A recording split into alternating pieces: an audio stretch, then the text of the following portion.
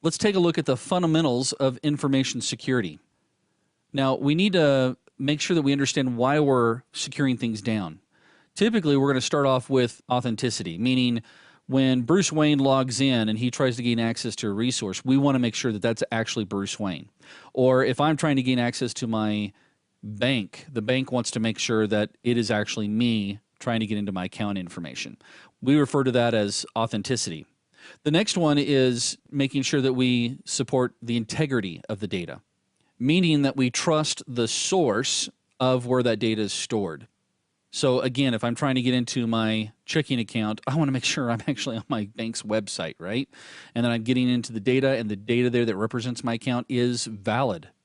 Next, we want to look at availability.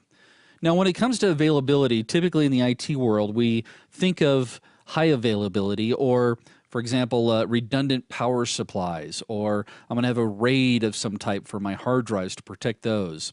Or I may have a cluster of servers combined together, so if one fails, another server picks up to where it left off. That's not really the availability we're talking about here. When it comes to information security, we need to make sure that people can get to their data and they're not being denied access to that data.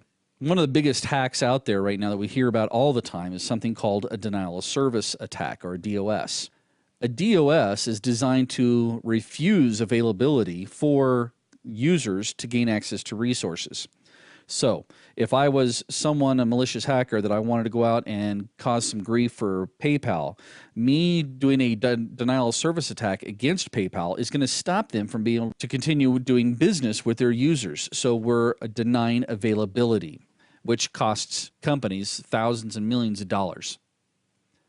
Another thing we may want to take a look at here when it comes to information security is confidentiality. Some of the biggest headlines today in security evolve around companies whose databases get hacked and their customer information gets revealed or gets exposed. Very, very famous case in Utah, where I live. A hospital had done backups, and they'd taken their backups, and every Friday they take the backup tapes. A courier service comes along, picks up the tapes, and takes them to a location that's called Granite Mountain. Granite Mountain it's exactly that. It's a big vault that is built inside of a mountain that they can store information. And it's because it's granite and it's indoors. It's naturally at a certain temperature and perfect humidity. Anyway, the courier came and picked up the tapes, but instead of going to deliver them, he decided to go home for the weekend. And he left the nice aluminum metal case in the back of his car. And over the weekend, somebody walked by, saw a nice-looking case, probably thought it was full of CDs, and broke into it and took off with the tapes. Yeah, somebody was looking for a job that next week, huh? It cost that hospital hundreds of thousands of dollars because they had to go and make sure that everybody, all their patients, whoever's records were on those tapes, and it was not just most recent, it was like a full backup.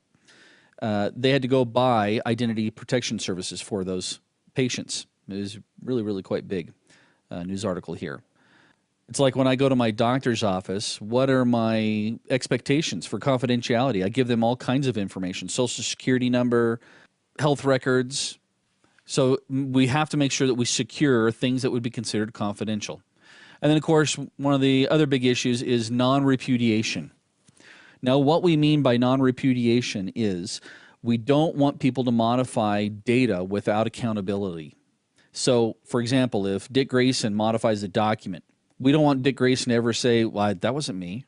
Typically, we rely on other security mechanisms, but we're able to go back and say, no, Dick Grayson, you actually modified it on this date at this time from this workstation. So these are the main concepts or main foundations of information security, why we do information security.